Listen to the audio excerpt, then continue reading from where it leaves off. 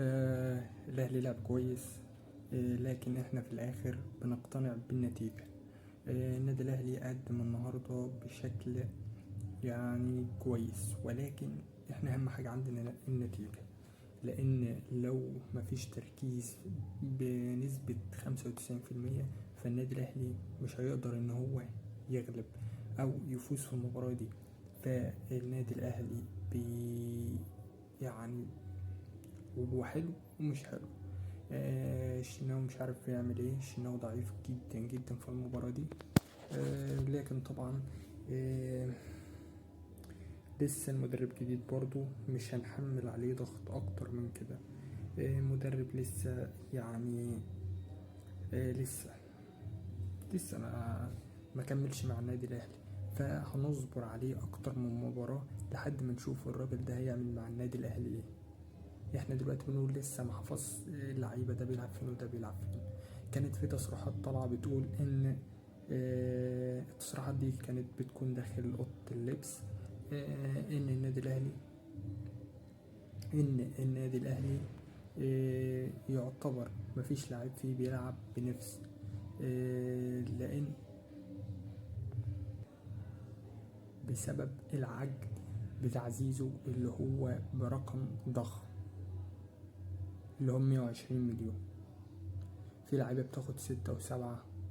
فده عامل طفرة داخل النادي الأهلي، مخلي اللعيبة ده مش حاسس بقيمته وده مش حاسس بقيمته وده مش حاسس بقيمته. فحصل لغط وتحس ان اللعيب مش بيلعب بروح قتالية او روح في ده. فدي نقطة لازم ان احنا ترجع تاني داخل النادي الاهلي.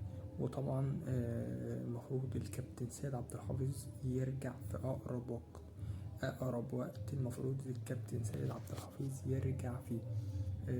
طبعا لان احنا شايفين الوضع عامل ازاي. محتاجين شخصية قوية داخل النادي الاهلي، لان اللي بيعمله النادي الاهلي ده ده بنسميه استهتار، بنسميه ان النادي الاهلي مش مركز. كذا كورة قدام الجول والنادي الاهلي مش عارف يخلص فيها ولا عارف ان هو يتعامل معاها. دي برضو من النقاط الأساسية اللي لازم إن احنا نتكلم فيها. برضو عندنا نقطة الدفاع، دي نقطة مهمة جدا، لازم ندفع. عملنا صفقات كتير على الهجوم ولكن محتاجين دفاع. النادي الأهلي ينقصه دفاع، لابد من وجود دفاع في النادي الأهلي، حتى علشان بس ان النادي الاهلي يقدر ان هو يلعب المهاجمين اللي عندنا. احنا عندنا لعيبه بملايين الملايين،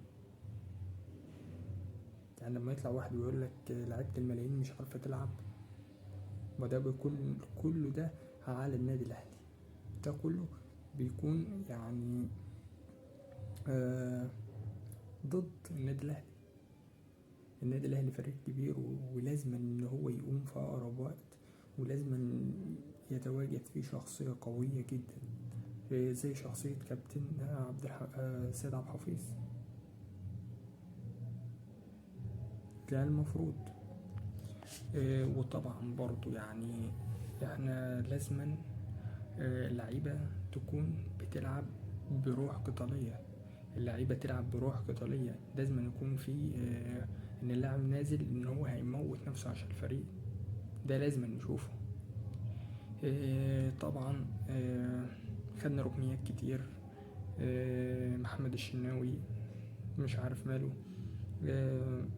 يعني محمد الشناوي عليه ضغط كبير جدا من الجماهير، هيكون عليه ضغط كبير بسبب اللي عمله ده. جماهير الاهلي كلها زعلانة لحالة المباراة اللي حصلت النهاردة. لازم يكون في تجديد وفي تغيير، لان النادي الاهلي نادي كبير ونادي عريق، فلازم ان النادي الاهلي يقوم بسرعة. طبعا تريزيجيه النهاردة جاب كورة في العارضة. دي كورة كان مكانها الجول.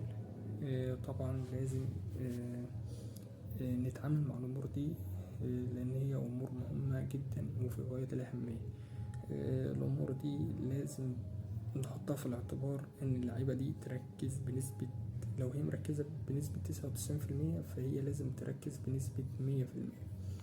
ده طبعا المفروض يحصل، والمفروض نشوفه في الفترات القادمة، لأن النادي الأهلي كبير وجمهوره كبير، ولازم إن النادي الأهلي ما ينفعش إن النادي الأهلي يقع، لأنه في بطولات كتيرة مستنية النادي الأهلي، دوري أبطال أفريقيا، كأس السوبر، فمش مستحملين إن النادي الأهلي يقع أو يخسر في البطولات دي. كجمهور الأهلي مش مستحملين إن النادي الأهلي يقع أو يخسر تاني في البطولات دي، فلازم ان النادي الاهلي يقف، ولازم ان هو يقدم مستوى في الفترات اللي جايه، لان النادي الاهلي نادي كبير، نادي عظيم، نادي عنده امكانيات. ودي كانت نهايه الفيديو، والسلام عليكم.